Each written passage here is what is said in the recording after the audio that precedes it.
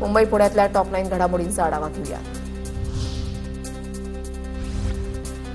मुंबईच्या पाणी पुरवठ्यासाठी मनोरी इथे समुद्राचं खारं पाणी गोड करणारा प्रकल्प राबवला जाणार।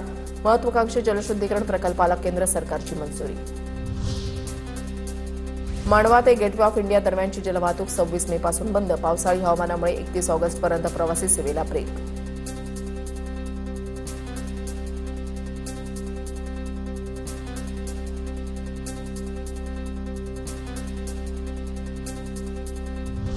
पुण्यातील नसरापूर प्रकरणी 21 मे पासून सुनावणी। हायकोर्टाच्या निर्देशानुसार विशेष न्यायालयामध्ये इन कॅमेरा चालणार खटला। विशेष न्यायाधीश SR साळुंखेंच्या न्यायालयामध्ये सुनावणी।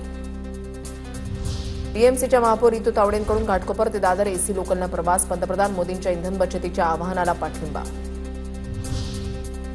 महापौर रितू तावडेंच्या पाहणी दौऱ्यातील बस बंद पडली। बीएमसीच्या पर्जन्य दल उदंचन केंद्र पाहणी दौऱ्यादरम्यान बस बंद पडल्यानं कर्मचाऱ्यांवर बसला धक्का मारण्याची वेळ। ऐन दौऱ्यामधली बस अचानक बंद पडल्यानं अधिकाऱ्यांची तारांबळ। पुणेकरांसाठी अल्पदरात सौर वीर योजना। शासन अनुदानातून केवळ 2.5 ते 10 हजारामध्ये सौर प्रकल्प मिळणार। पुढील 25 वर्ष मोफत वीज मिळणार। कांद्याला चांगला दर मिळत नसल्यानं शेतकऱ्यांची नाराजी। सरकारनं जाहीर केलेले दर मिळत नसल्याच्या शेतकऱ्यांच्या तक्रारी। पुण्याच्या कांदा मार्केटमध्ये कांद्याला 5 ते 7 रुपये प्रति किलोचा भाव।